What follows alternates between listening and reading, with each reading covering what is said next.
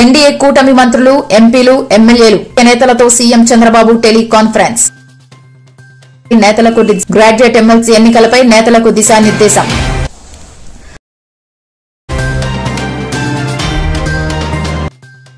కాంగ్రెస్ పాలనలో real estate రంగం కుదేలైందని కాంగ్రెస్ సర్కార్పై మండిపడ్డ మాజీ మంత్రి హరీష్ రావు.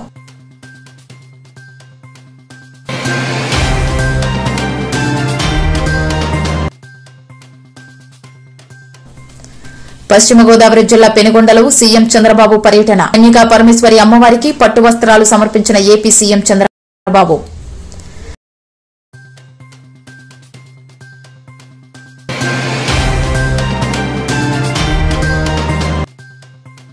నేడు తెలంగాణ భవన్లో మాజీ మున్సిపల్ చైర్మన్లు, వైస్ చైర్మన్లను పార్టీ తరపున సన్మానించిన కేటీఆర్. మున్సిపాలిటీల్లో గత 10 ఏళ్లుగా జరిగిన పనులు ఎక్కడా జరగలేదు అని స్పష్టం చేసిన BRS.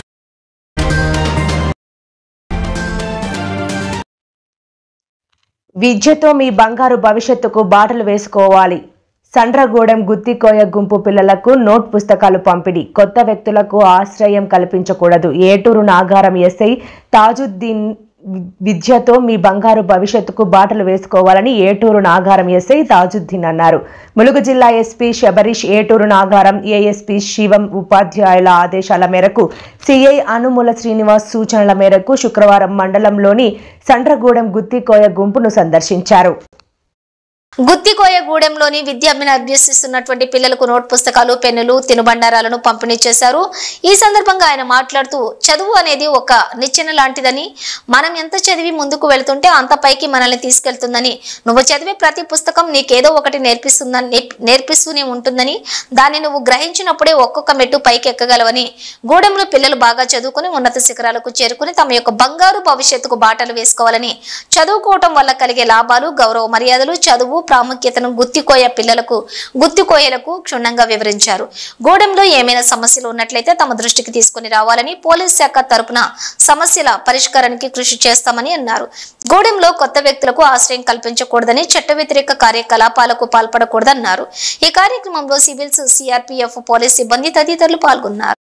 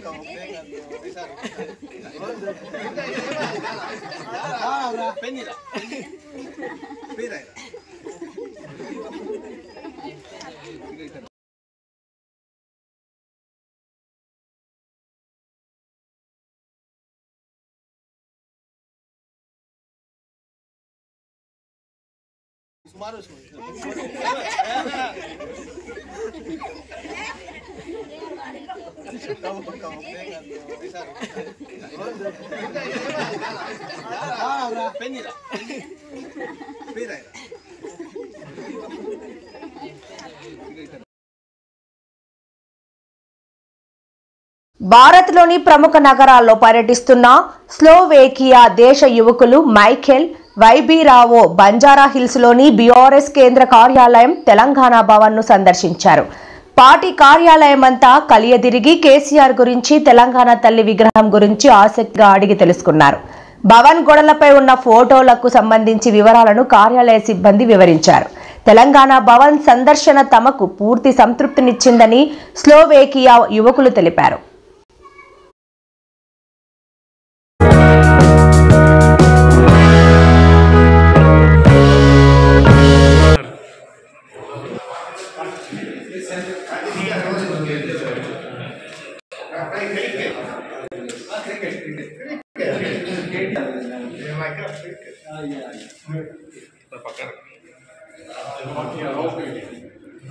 Do one thing. You got a football. Keep it like this. Keep it like this. Keep it like this. Turn here. Turn here. Turn here. And keep it like this. Put our religion. We come through the whole India.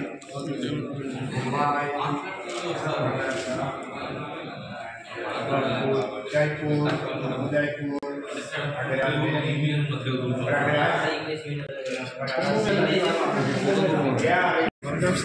India paper ఇచ్చేసి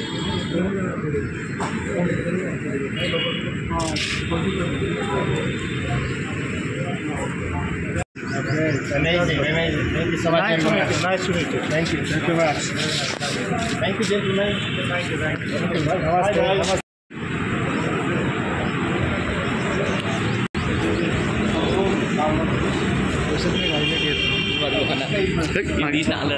మాకేం తమ్ముడు okay it's Telangana today Telangana దగ్గర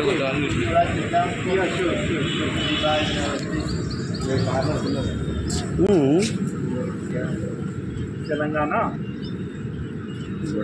today okay okay and where are you Karthik Reddy జీవరి Karthik Reddy okay thank you bro this one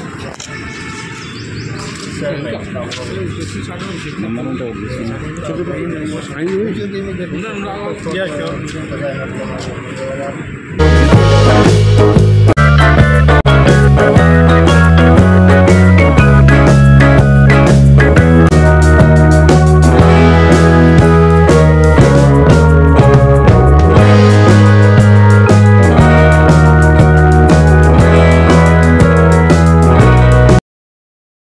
ఉమ్మడి నల్గొండ జిల్లాలో నిర్వహించే పెద్దగట్టు జాతరకు భారీగా నిధులు కేటాయించాలని సీఎం రేవంత్ రెడ్డిని నల్గొండ ఎంపీ రఘువీర్ రెడ్డి కోరారు. గురువారం హైదరాబాద్ లో సీఎం రేవంత్ రెడ్డిని కలిసి మేరకు విన్నవించారు. స్పందించిన సీఎం రేవంత్ రెడ్డి ఫిబ్రవరి 16 నుంచి పెద్దగట్టు జాతర ప్రారంభం కానున్న నేపథ్యంలో ఏర్పాట్లకు కావాల్సిన నిధుల ప్రణాళికను రూపొందించాలని అధికారులను ఆదేశించారు. జాతరకు దేశవ్యాప్తంగా భారీగా భక్తజనం తరలిరానున్న నేపథ్యంలో మౌలిక వసతులు, విద్యుత్ సౌకర్యం, త్రాగునీరు తదితర ఏర్పాట్లు చేయనున్నారు. ఇక మాజీ యూత్ కాంగ్రెస్ అధ్యక్షులు గౌని రాజారాం, రమేష్ యాదవ్, యూత్ కాంగ్రెస్ నాయకులు తదితరులు పెద్దగట్టు జాతరకు సౌకర్యాలు కల్పించేలాగా నిధులు విడుదల చేయాలని ఎంపీని కోరుతూ వినతి పత్రం సమర్పించడంతో వెంటనే సీఎం రేవంత్ రెడ్డిని కలిసి పెద్దగట్టు జాతరకు నిధులు విడుదల చేయాలని కోరారు.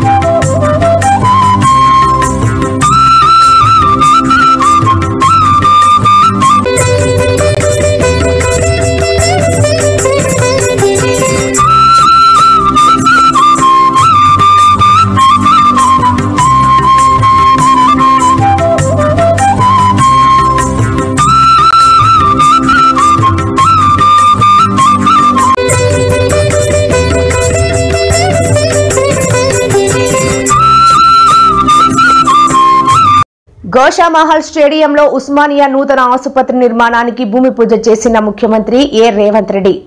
కార్యక్రమంలో పాల్గొన్న డిప్యూటీ సీఎం మల్లు బట్టి విక్రమార్క, వైద్య ఆరోగ్య శాఖ మంత్రి దామోదర్ రాజనరసింహ, మంత్రులు పొన్నం ప్రభాకర్, కోమటిరెడ్డి వెంకటరెడ్డి, ముఖ్యమంత్రి సలహాదారు వేం నరేందర్ రెడ్డి, ప్రభుత్వ సలహాదారు కె కేశవరావు, ప్రభుత్వ ప్రధాన కార్యదర్శి శాంతికుమారి, హైదరాబాద్ మేయర్ గద్వాల్ విజయలక్ష్మి, రాజ్యసభ సభ్యుడు అనిల్ కుమార్ యాదవ్, ఎమ్మెల్యేలు తదితరులు పాల్గొన్నారు.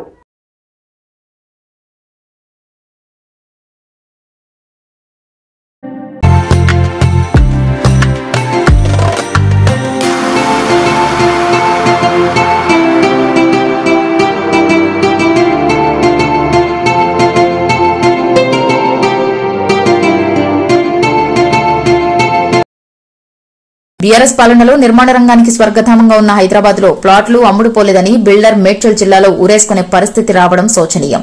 కాంగ్రెస్ పాలనలో రైతులు, చేనేత కార్మికులు, ఆటో డ్రైవర్లు, ఇప్పుడు బిల్డర్లు ఆత్మహత్యలు చేసుకుంటున్నారు.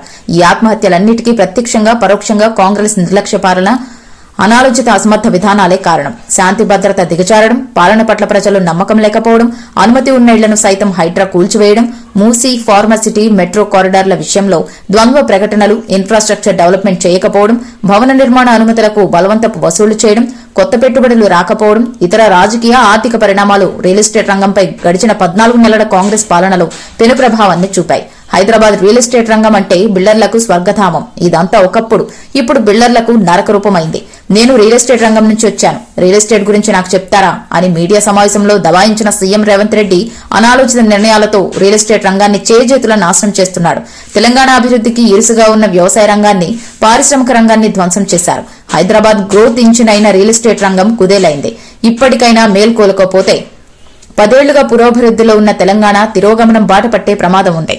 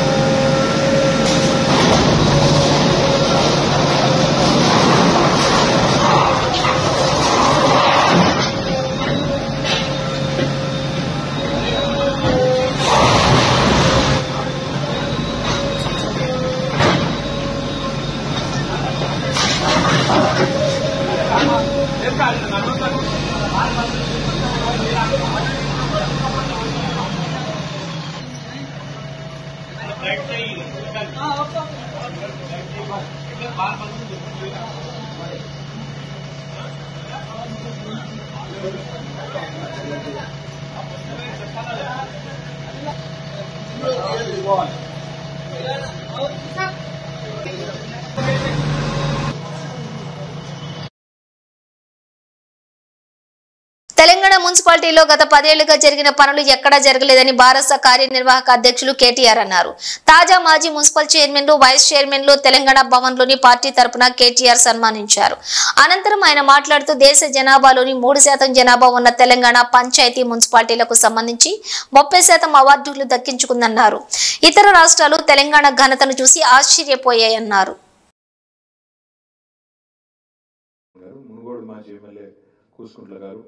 మల్కాజ్గిరి పార్లమెంట్ ఇన్ఛార్జ్ సోదరులు రాగిడి లక్ష్మణ్ గారు, గౌరవ శాసన మండలి సభ్యులు తమ్ముడు, మనం ఈసారి ఎన్నిక తర్వాత మొట్టమొదటిసారి మహబూబ్నగర్లో లోకల్ బాడీ ఎమ్మెల్సీగా గెలిచిన తమ్ముడు నవీన్ కుమార్ రెడ్డి గారు, ఖమ్మం జిల్లా పార్టీ అధ్యక్షులు ఎమ్మెల్సీ సోదరులు తాతా మధు గారు, గౌరవనీయులు మాజీ ఎమ్మెల్యే శంకర్ నాయక్ గారు, గౌరవనీయులైన ఎమ్మెల్సీ గారు సోదరులు సేర్ సుభాష్ రెడ్డి గారు, మాజీ ఎమ్మెల్యే కోరకంటి చందర్ గారు, మల్లారెడ్డి గారు, అందరి పేర్లు చెప్పొద్దని అడిగా చెప్పిన ఏమనుకోకు. గౌరవనీయులైన మా గట్టిగా కొట్లాడదాం. మళ్ళీ తిరిగి కేసీఆర్ గారు ముఖ్యమంత్రి అయ్యేదాకా, మళ్ళీ తిరిగి మీరు మున్సిపాలిటీలు కైవసం చేసుకునేదాకా ప్రజలతోనే ఉండి కొట్లాడదాం. అయితే మీ అందరితో నా ప్రార్థన ఏంటి అంటే, చాలా సందర్భాల్లో పదవి విరమణ చేసేటప్పుడు మనకు కొంత బాధ ఉంటుంది. తాత్కాలికంగా 2-3 రోజులు, 4-5 రోజులు, వారం రోజులు బాధ ఉంటుంది. సిరిసిల్లలో మీకు గమ్మని చెప్తాను. 4 రోజుల కింద నేను ఒక ప్రోగ్రాంలో పాల్గొన్నప్పుడు మా చైర్పర్సన్ గారు, నేను, ఎందుకంటే ఇక పదవి కాలం అయిపోతుంది కదా, మిగిలిపోయిన కొబ్బరికాయలు కొట్టేద్దామని కొట్టేసిన తర్వాత పదవి విరమణ జరిగిన తెల్లారే మా మున్సిపల్ చైర్పర్సన్ గారి కుటుంబానికి సంబంధించిన ఒక షాప్ ఉంటే అదే మున్సిపల్ కమిషనర్ గారు వచ్చి సీజ్ చేసింది. జస్ట్ ఒకటే రోజు తేడా లేదు. ఎట్లుంటది అంటే, పదవి ఉంటే ఎట్లుంటది, పదవి దిగిపోతే ఎట్లుంటది అంటే ఒకటే రోజులో ఫరక్ తెలుస్తుంది. కానీ బాధపడవలసింది కానీ భయపడవలసింది కానీ ఏం లేదు. ఎందుకంటే అందరం పుడతాం, అందరం పోతాం. పుట్టినరోజే పోయే తారీఖు కూడా రాసుకొని వస్తాం. ఎందుకంటే అందరం పోయేటోళ్ళ మీద పోయి పర్మనెంట్ అయితే లేరు. అట్లా దబ్బిన వాళ్ళని అనుకుంటే మాత్రం మీరు మనసు మార్చుకొని ఎవరు కూడా ఉండరు. మధ్యలో అవకాశాలు వస్తాయి. కొంతమంది ఎమ్మెల్యేలు అయితే కావచ్చు, కొంతమంది మున్సిపల్ చైర్మన్లు అయితే కావచ్చు, కొంతమంది అదృష్టం బాగుండే మంత్రులు అయితే కావచ్చు, ఇంకా పదవులు వస్తాయి కావచ్చు. చాలా మంది మున్సిపల్ మంత్రులను కలిసిన, కేంద్ర ప్రభుత్వంలో కూడా చాలా మంది పెద్దలను కలిసిన. నీళ్ల మీద రేవంత్ రెడ్డి ప్రభుత్వం నీచ రాజకీయం చేస్తోందని బీఆర్ఎస్ ఎమ్మెల్సీ కల్వకుంట్ల కవిత విమర్శించారు. తెలంగాణ జాగృతి ఆధ్వర్యంలో నీళ్లు నిజాలు అంశంపై రౌండ్ టేబుల్ సమావేశం నిర్వహించారు. ఈ సందర్భంగా కవిత కీలక వ్యాఖ్యలు చేశారు. నీటి విషయాల్లో రాజకీయం చేయడం మానేసి నిజాలు చెప్పాలన్నారు. కాంగ్రెస్ బురద రాజకీయానికి గోదావరి వరదను కూడా తట్టుకొని మేడిగడ్డ బ్యారేజ్ మేరునగధీరుల్లా నిలబడిందని కల్వకుంట్ల కవిత వ్యాఖ్యానించారు. కేసీఆర్ పూర్తి చేసిన ప్రధాన ప్రాజెక్టుల్లో మిగిలి ఉన్న చిన్న పనులను ప్రభుత్వం పూర్తి చేయాలని డిమాండ్. రాజకీయాలకు అతీతంగా కాంగ్రెస్ ప్రభుత్వం రాష్ట్ర ప్రయోజనాలు కాపాడాలని హితవు పలికారు. నెమరు వేసుకుంటే తెలంగాణ పొలాలకు తాకకుండా ఉమ్మడి రాష్ట్రంలో 60 ఏళ్ళు గలగల గోదావరి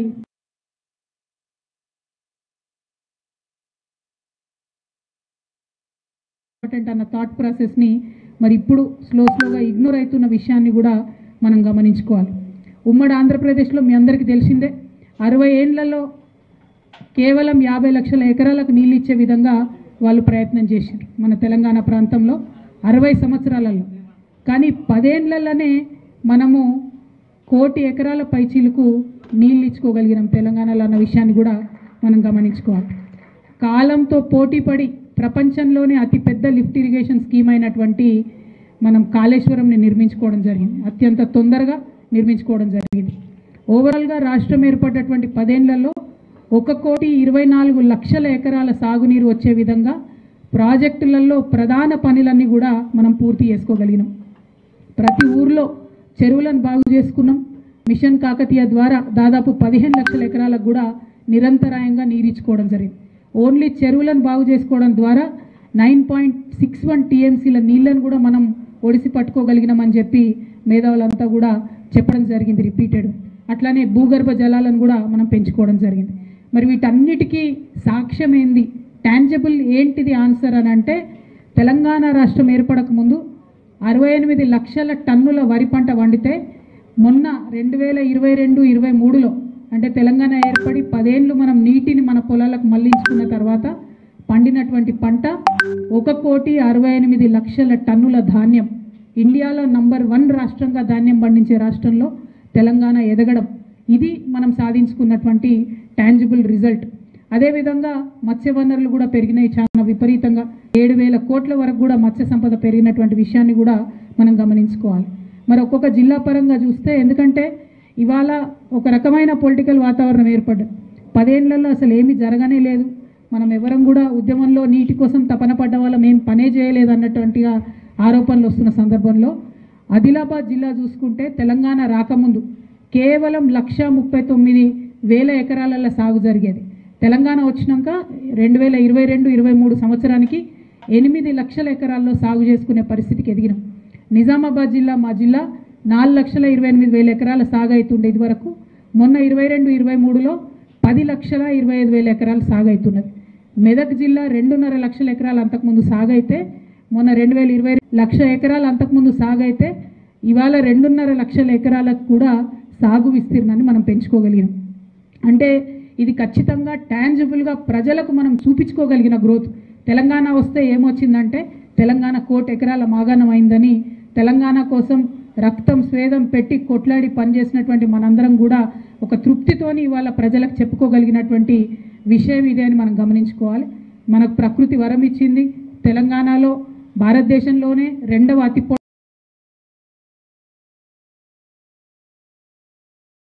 విశాఖలో స్టీల్ ప్లాంట్ పర్యటనలో కేంద్ర మంత్రి హెచ్డి కుమారస్వామి బిజీగా గడిపారు. ఆయనతో పాటు ఉక్కు శాఖ సహాయ మంత్రి భూపతిరాజు శ్రీనివాస్ వర్మ కూడా ఉన్నారు. ఈ సందర్భంగా ఆర్ఐఎన్ఎల్ డైరెక్టర్లు ఉన్నతాధికారులతో ప్లాంట్ వాస్తవ పరిస్థితులపై ఉన్నత స్థాయి సమీక్ష నిర్వహించారు. Steel executive, NST, steel executive, SST association, కార్మిక సంఘాలతో కూడా సమావేశమయ్యారు. జీతాల బకాయిలు, స్టీల్ ప్లాంట్ ఇబ్బందులు పరిష్కరించాలని కేంద్ర మంత్రి కుమారస్వామిని కార్మిక సంఘాలు కోరారు. ఈ సందర్భంగా ఉక్కు శాఖ సహాయ మంత్రి భూపతిరాజు శ్రీనివాస్ వర్మ మాట్లాడుతూ ప్లాంట్ ఇబ్బందులు, సమస్యలపై తనకు అవగాహన ఉందని అన్నారు. జీతాలు అందక ఇబ్బంది పడుతున్నారని తెలుసు. ఇంకో 3 నెలల పాటు జీతాలకు ఇబ్బంది ఉంటుందని తెలిపారు. అనంతరం ఉక్కు శాఖ మంత్రి హెచ్డి కుమారస్వామి మాట్లాడుతూ ప్రధాని పెట్టిన వికసిత భారత్ విజన్ లక్ష్యం సాధన దిశగా స్టీల్ మంత్రిత్వ శాఖ పనిచేస్తుందని తెలిపారు. విస్తరణ కోసం బ్యాంకుల నుంచి చేసిన రుణాలు భారంగా మారాయి. ప్రైవేటీకరణకు వ్యతిరేకంగా పోరాటాలు ప్రారంభించిన తర్వాత ఉత్పత్తి మందగించిందని పేర్కొన్నారు.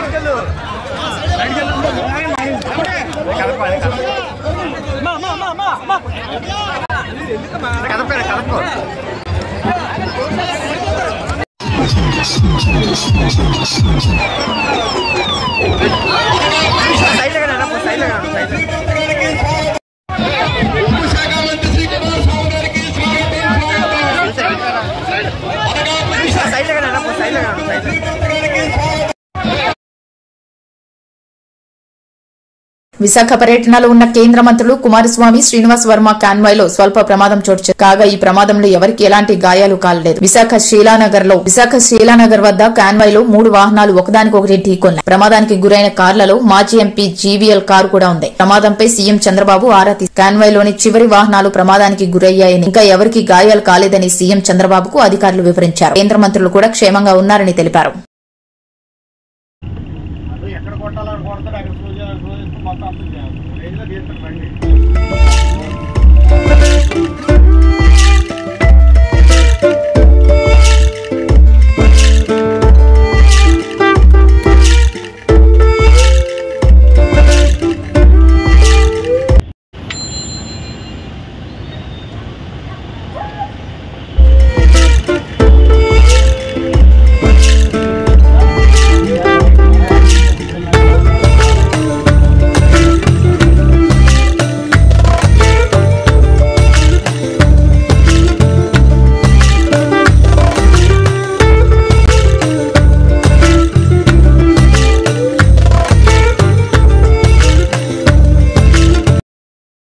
నీచమైన రాజకీయాల గురించి కవిత మాట్లాడటం విడ్డూరమని ఎంపీ చామల తెలిపారు. నీచమైన రాజకీయాలు ఎవరు చేస్తున్నారో యావత్ తెలంగాణ ప్రజలకు తెలుసు అని, మీ ఫ్యామిలీ డైవర్షన్ పాలిటిక్స్ అందరికీ తెలిసిపోయింది. నీ లిక్కర్ సామ్రాజ్య కేసులు రోజుకోటి బయటపడుతున్నాయి. ఇప్పటి వరకు ఢిల్లీలోనే బయటపడిన నీ బాగోతం ఇప్పుడు కేరళలో కూడా నీ మూలాలు బయటపడుతున్నాయి. నీ లిక్కర్ దందాలు దేశవ్యాప్తంగా ఇంకా ఎక్కడెక్కడున్నాయో రోజు కూడా బయటపడుతూనే ఉన్నాయి. వాటి నుంచి డైవర్షన్ పాలిటిక్స్ లో భాగంగా సీఎం రేవంత్ రెడ్డిని విమర్శించడమే పనిగా పెట్టుకున్నారు. నీళ్ల విషయంలో మీ అయ్య చేసినంత అన్యాయం తెలంగాణకి ఇంకెవరూ చేయలే. కృష్ణాలో పోతిరెడ్డిపాడు ఒక్క పెద్దది కావడానికి కారణమే మీ అయ్య. శ్రీశైలం నుంచి పోతిరెడ్డిపాడు ద్వారా 40,000 క్యూసెక్కుల నుంచి 90,000 క్యూసెక్కులు పెరిగింది మీ హయాంలోనే. అంతేకాదు, శ్రీశైలం నుంచి పోతిరెడ్డిపాడు ద్వారా 40,000 క్యూసెక్కుల నుంచి 90,000 క్యూసెక్కులు పెరిగింది మీ హయాంలోనే. అంతేకాదు, రోజుకు 2 టీఎంసీలు తీసుకెళ్లడం కోసం జగన్ రాయలసీమ ఎత్తిపోతల పథకం స్టార్ట్ చేస్తే నిమ్మకు నీరెత్తినట్టుగా వ్యవహరించారు. ఇలా నీళ్ల విషయంలో తీవ్రంగా అన్యాయం చేసింది మీ అయ్య కేసీఆర్ అని మండిపడ్డారు భువనగిరి పార్లమెంట్ సభ్యులు చామల కిరణ్ కుమార్ రెడ్డి. కవిత గారు, మీ అన్నగారు, మీ బావగారి వరుస అయిపోయి మీ వరుస వచ్చినట్టుంది. అలా ప్రభుత్వంపై విషం చిమ్మే అటువంటి కార్యక్రమం. మీరేదో కాంగ్రెస్ ప్రభుత్వానికి గోదావరి కృష్ణా జలాలపై చిత్తశుద్ది లేదు అని చెప్పే ప్రయత్నం చేస్తున్నట్టు ఈరోజు రౌండ్ టేబుల్ కాన్ఫరెన్స్ లో ఎక్కడో మాట్లాడినట్టు. కాళేశ్వరం ప్రాజెక్టు, మీరు కట్టిన కాళేశ్వరం ప్రాజెక్టు మేరానగ ధీరుడిలా, అంటే మగధీరుడిలా ఏదో మీరు చెప్తున్నారు ఇందాకేదో మీ కవిత్వంలో నిలబడింది అని చెప్తున్నారు. అది నిలబడలే, పేకలలాగా కుప్ప కూలిపోయింది. మీరు మధ్యన జైల్లో బిజీ ఉన్నప్పుడు, అరెస్ట్ అయ్యి బిజీ ఉన్నప్పుడు, లేకపోతే పేపర్లు మీరు చదవకనో మీకు తెలవనట్టుంది, ఘోష్ కమిటీ, విచారణ కమిటీ ముందు అధికారులు, ఇంజనీర్లు, అధికారులు అలాగే కన్స్ట్రక్షన్ కంపెనీలు వాళ్ళు చెప్పిన దీనికి, ఈ కాళేశ్వరం కూలిపోవడానికి కారణం ఎవరు? మరి ఈ రోజు మీరు ఏదో విధంగా రాజకీయం మాట్లాడాలని, ఏదో విధంగా డైవర్షన్ పాలిటిక్స్ చేయాలని, గోదావరి జలాలపై మీరు కట్టిన కాళేశ్వరం ప్రాజెక్టే కూలిపోయింది. 1945 నుంచి మొదలు పెట్టుకుంటే Sriram Sagar, Yellampalli, Devadula, Nizam Sagar, Singur, upper Maner, lower Maner, middle Maner 1935 నుంచి మొదలు పెడితే 2004 దాకా కాంగ్రెస్ హయాంలో కట్టినటువంటి గోదావరి జలాల మీద ప్రాజెక్టులు ఏవి కూడా కూలిపోలే. మీ హయాంలో మీరు 1,50,000 కోట్లు ప్రజాధనాన్ని దుర్వినియోగం చేసి కట్టిన కాళేశ్వరం ప్రాజెక్టే ఎందుకు కూలిపోయింది? రూర్కీ ఐఐటి వాళ్ళు కూడా చెప్పిర్రు, ఇది కేవలము అసమర్థత పాలన, ఫామ్ హౌస్ లో పండుకొని డిజైన్లు గీయడం వల్లనే కాళేశ్వరం కూలిపోయిందని తెలంగాణ ప్రజలకు అర్థమైంది. కాబట్టి మిమ్మల్ని అధికారం నుంచి పక్కకు పైదొలగించిర్రు. మాకు చిత్తశుద్ధి ఉంది, మేమేం చేయాలనో మాకు క్లారిటీ ఉంది. ఇకపోతే కృష్ణా జలాల గురించి చెప్తుర్రు. రాజకీయం చేయడం ఒక్కటే కాదు లక్ష్యం, వాస్తవాలు తెలుసుకొని తెలంగాణ ప్రజలకు వాస్తవాలు కూడా చెప్పే ప్రయత్నం చేయాలి. మీరు మీ అవినీతి, అసమర్థ పాలన వల్లనే ఆ రోజు పోతిరెడ్డిపాడు ప్రాజెక్టులో రోజుకు 2 టీఎంసీల నీళ్లు జగన్ రెడ్డి తీసుకుపోతుంటే నిమ్మకు నీరెత్తినట్టున్నారు మీరు. మీ హయాంలోనే పోతిరెడ్డి ప్రాజెక్టు 40,000 క్యూసెక్కుల నుంచి 90,000 క్యూసెక్కుల వరకు పెరిగినటువంటి పరిస్థితి ఎవరి హయాంలో జరిగింది? మీ హయాంలోనే. కృష్ణా జలాల విషయంలో మీరు రాయలసీమను రత్నాలసీమ చేస్తా అని చెప్పి మీరు ఏదైతే రోజా గారింటికి రాయలసీమలో పోయి చేపల పులుసు తిని ఆ రోజు చెప్పొచ్చిన విషయం చూస్తేనే అర్థమవుతుంది. తెలంగాణ ప్రజల చెవులో పువ్వులు పెట్టడానికే మీరు ఇప్పుడు ప్రయత్నం చేయొద్దు. పదే రోజు ఏదో విధంగా పెట్టకండి. కవిత గారు, మీ అన్నగారు, మీ బావగారి వరుస అయిపోయి మీ వరుస వచ్చినట్టుంది. అలా ప్రభుత్వంపై విషం చిమ్మే అటువంటి కార్యక్రమం మీరేదో